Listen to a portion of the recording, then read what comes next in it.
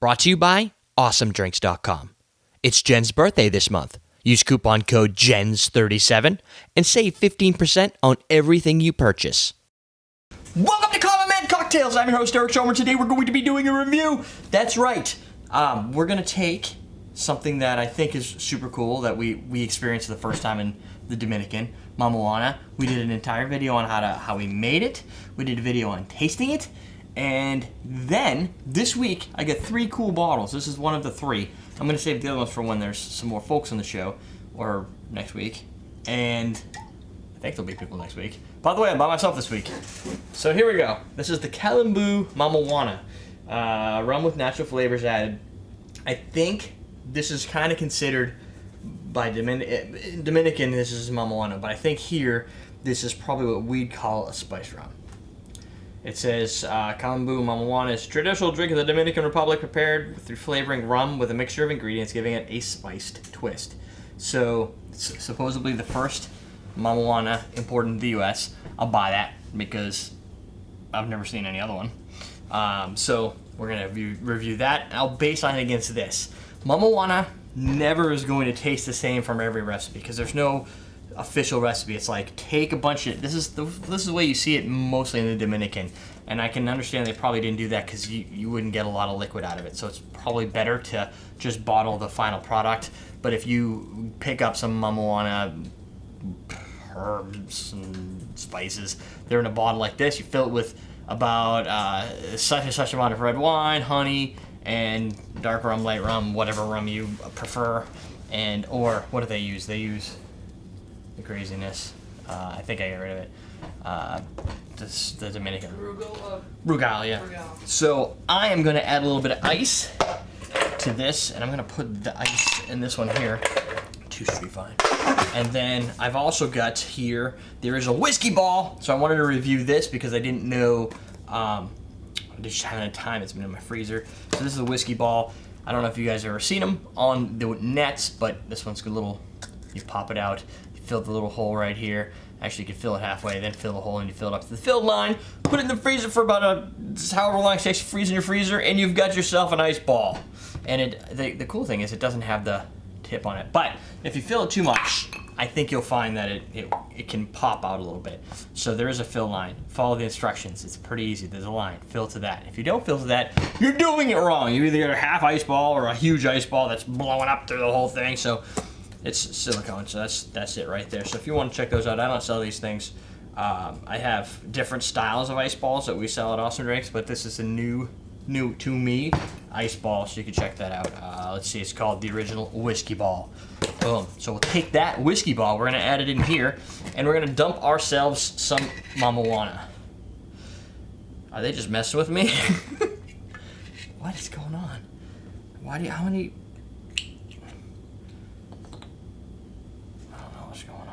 This is recording, right? Because that was weird. All right, so. All right, so. There we go. You just have to shake it, and it looks like this. And it doesn't come up. Yeah. So whatever. So now we have the whiskey ice ball in this one. We've got my square ice, and this one. This has a very sweet, aromatic, bitter tannic. Dark rum smell to it. This didn't have much. It's opened up a little bit. The ice will dull it down a little bit, but considering both have ice, this one's still pretty vibrant. This one, it's much lighter, has a little bit of a drambuie honey-like smell to it, which I guess makes sense because there should be honey in here. I mean, well, it didn't necessarily should be, but there's typically honey in a Mamajuana. Properly iced down. Oh, it has, I don't know what it's got some sort of, definitely a smooth yet sweet honey flavor. I don't get any, this one's obviously got red wine in it. I'm not getting any like fortified wine flavor, which for me is super awesome. I think this could play the part of a drambuie, a spiced honey scotch to a spiced honey rum. Rum, I think, is a little bit better. Just don't tell Curtis, because he's a big scotch drinker. It has what feels like, on the side, like a little bite, a little tart like bite to it, but it curves out just before, like your tongue is almost salivating, ready for that like that tart bite, but it doesn't come. It just smooths back out again. So it's not. It definitely doesn't have a lot of astringency to it. Where this one definitely brings more red wine flavor, berry, like that, and a definitely a dark black rum like component to it. A little bit of molasses, but a lot more herbal than this guy over here, which is a little bit more sweet spice, honey spice. So from a which one, if both of these, I mean this one you have to make yourself, but if somebody brought this to the country, which I think would be weird. They have them. They had them already made that you could yeah, but the thing is, if you buy this, you're responsible for remaking it, right? So you buy this, if you buy it full, there's probably 3 ounces of liquid in here. This thing's packed with herbs, right? So a lot of the ones I saw in the Dominican were in big jugs. And I think the advantage there is you can make it, even though it's taking up a lot of space, you can make more of it. So if you have something like this, a homemade version, you're going to be rebuilding it a lot. So you got to have a little red wine around. You've got to be able to liquidate your honey to be able to get it in there because it tends to harden up a little bit. And it's just more work. This one, it's through and through, aside from the second cap, through and through liquid. So this should last you longer. From a flavor profile, I think it comes from the Dominican, so it's got to be right.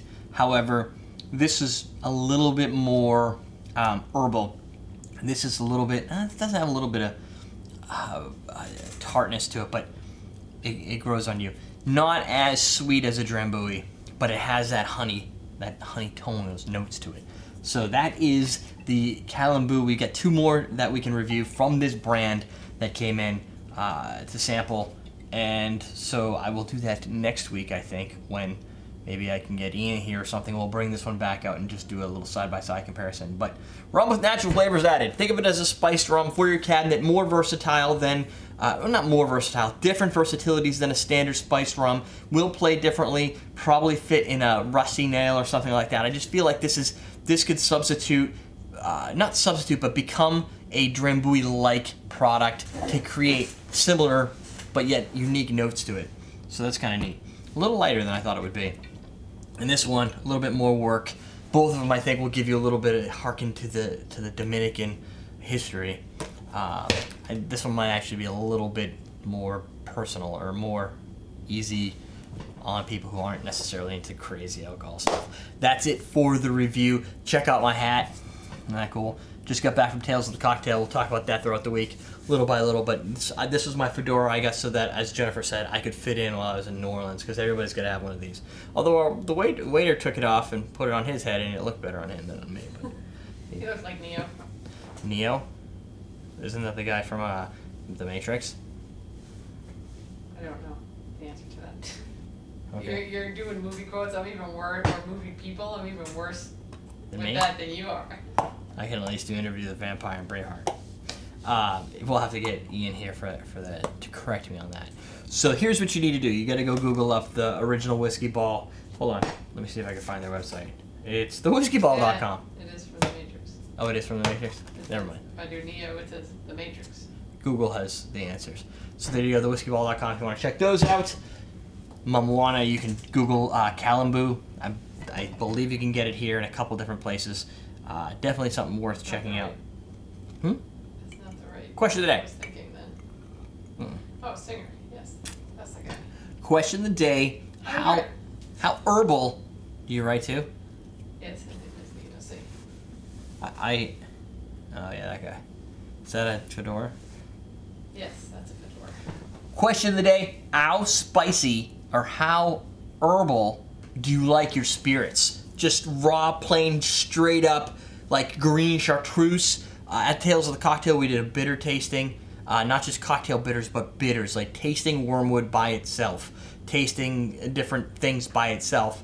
And some of those herbs play big components in chartreuse and Fernet and some of those things. So Fernet's pretty eucalyptusy. What is your feeling about those herbal spirits? I may have asked this question before, but you know what?